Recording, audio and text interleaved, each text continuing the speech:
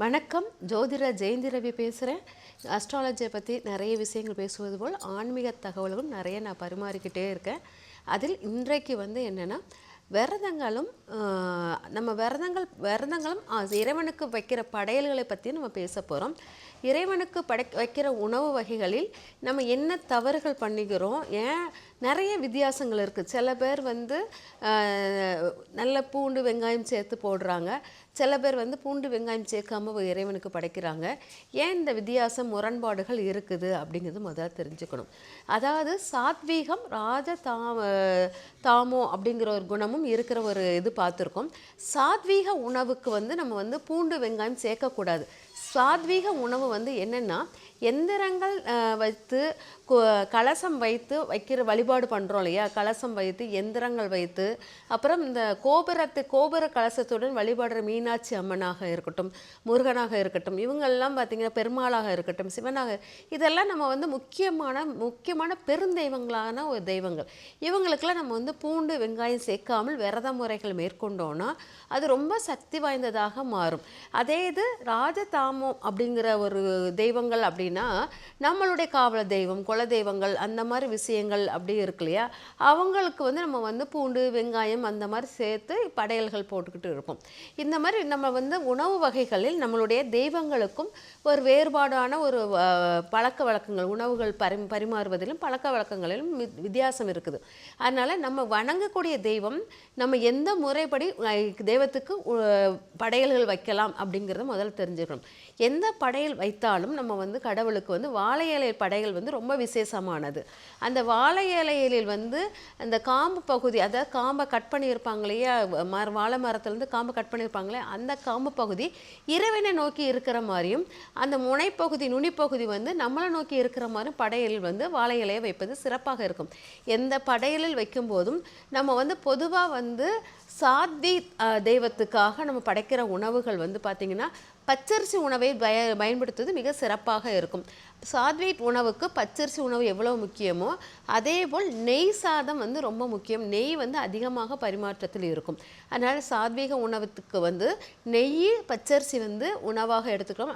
புழுங்கல் அரிசிங்கிறது எப்போவுமே சாத்வீ படையலுக்கு புழுங்கல் அரிசி பயன்படுத்தக்கூடாது. ஏன்னா புழுங்கல் அரிசி எப்போவுமே கடவுளுக்கு ஒரு தடவை சமைத்த உணவை மறு தடவை சமைச்சு போட மாட்டாங்க. அப்போது ஒரு தடவை சமைச்ச உணவுங்கிற புழுங்கல் அரிசிங்கிறது நெல்லை ஒரு தடவை அவிச்சிருவாங்க.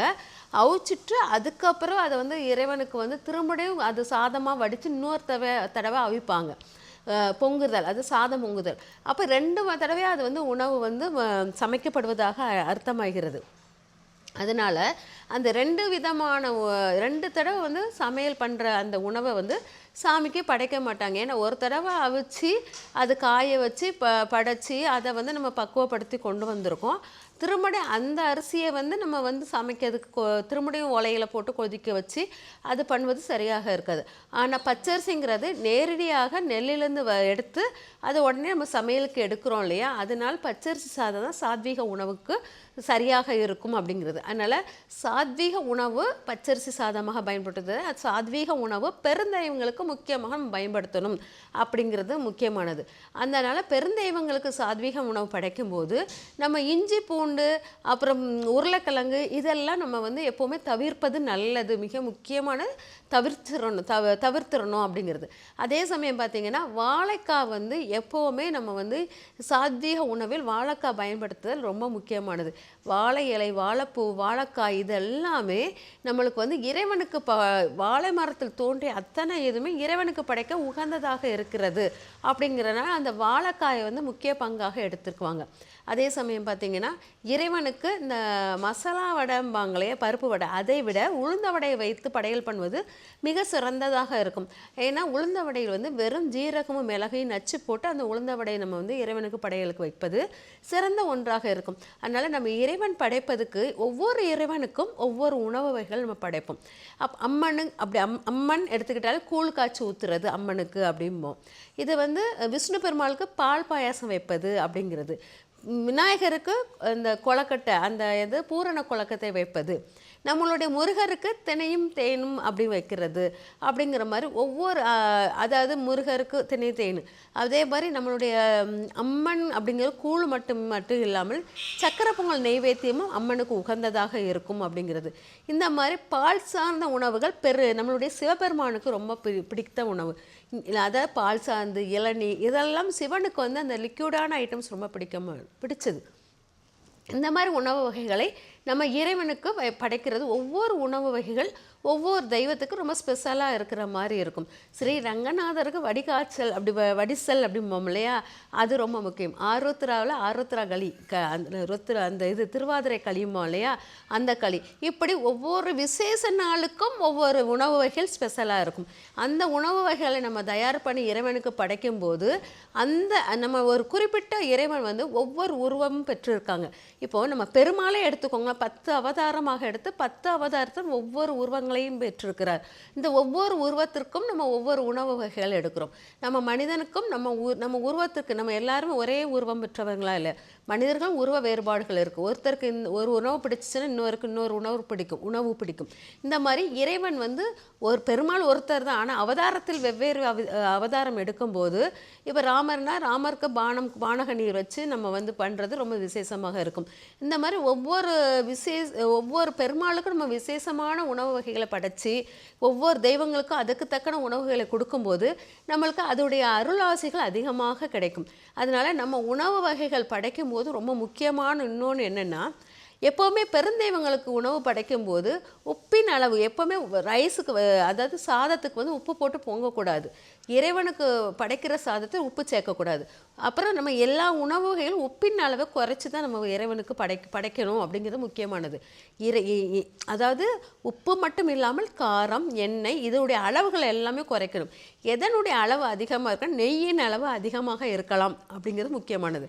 ஆனால் நெய் அளவை அதிகரிச்சுட்டு உப்பின் அளவை குறைச்சி, அதே மாதிரி நம்ம வந்து எப்போவுமே சாமிக்கு நம்ம வந்து ஒரு விருந்து படையல் அப்படின்னாலே முதல்ல உப்பை போட்டுட்டு தான் அப்புறம் சாப்பாடு எல்லாமே வைப்போம்.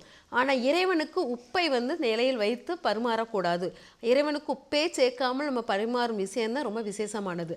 ஆனால் உப்பின் அளவை குறைத்து நம்ம வந்து சாமிக்கு படையல் பண்ணுவதும் உப்பை வைக்காமல் படையல் பண்ணுவதும் மிக சிறப்பானது.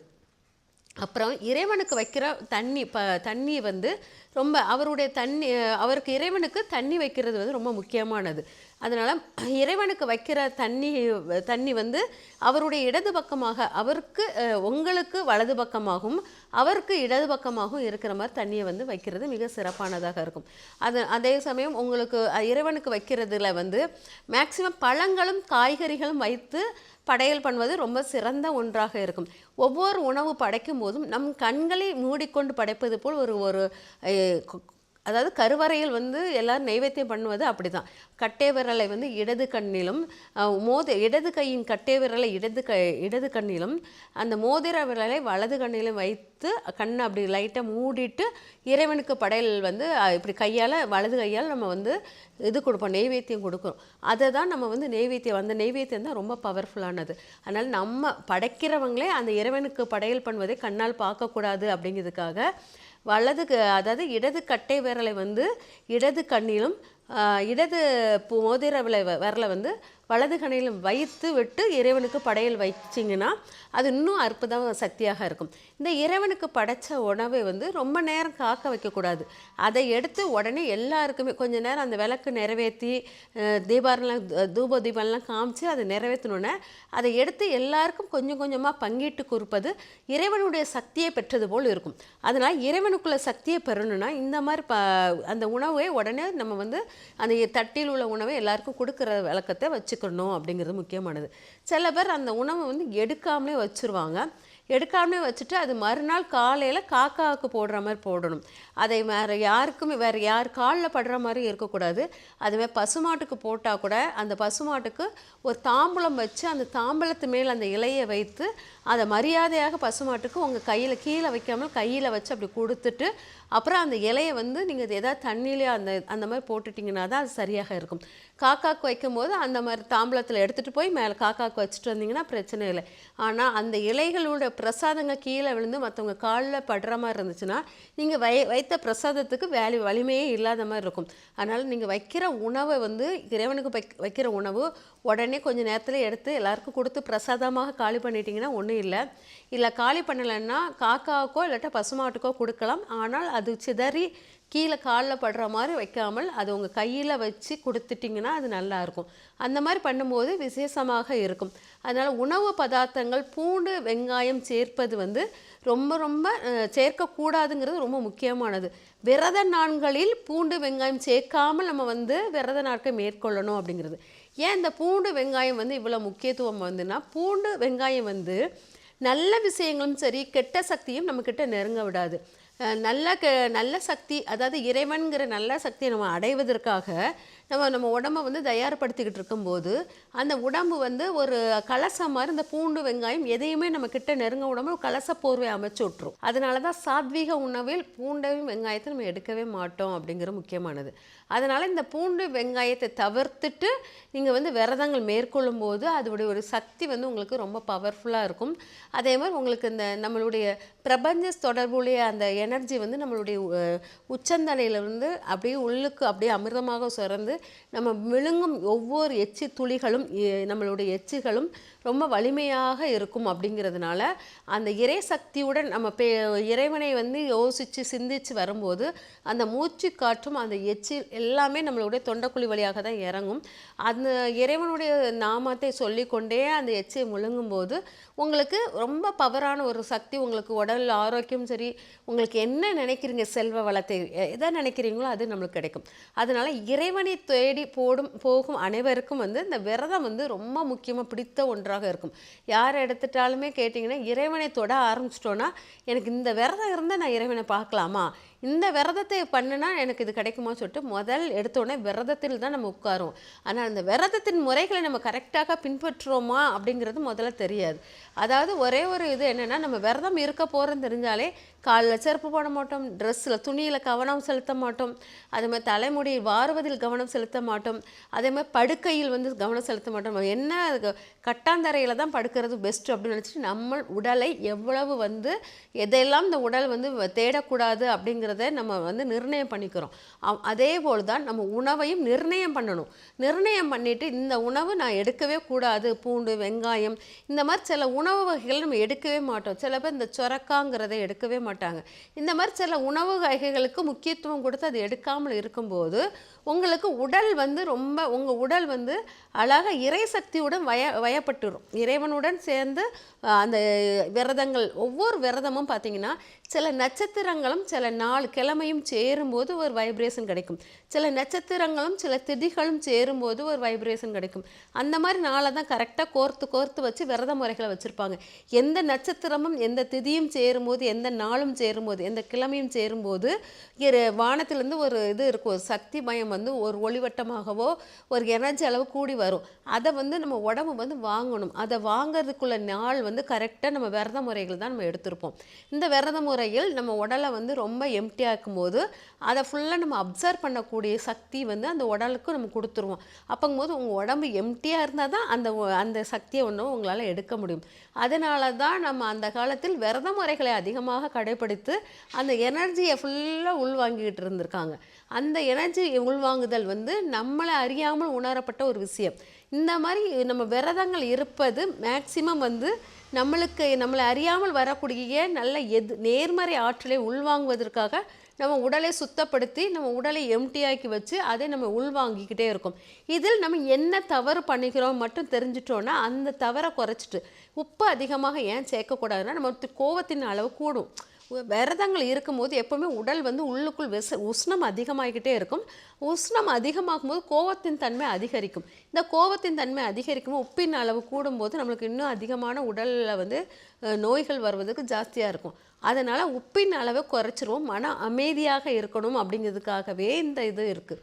அதே மாதிரி அந்த விரதத்தின் போது யாரையும் திட்டவோ பழிக்கவோ கூடாது. யாராச்சும் உங்களை திட்டினாலும் அமைதியான முறையாக அதை கடந்து வெளியே வரணும்.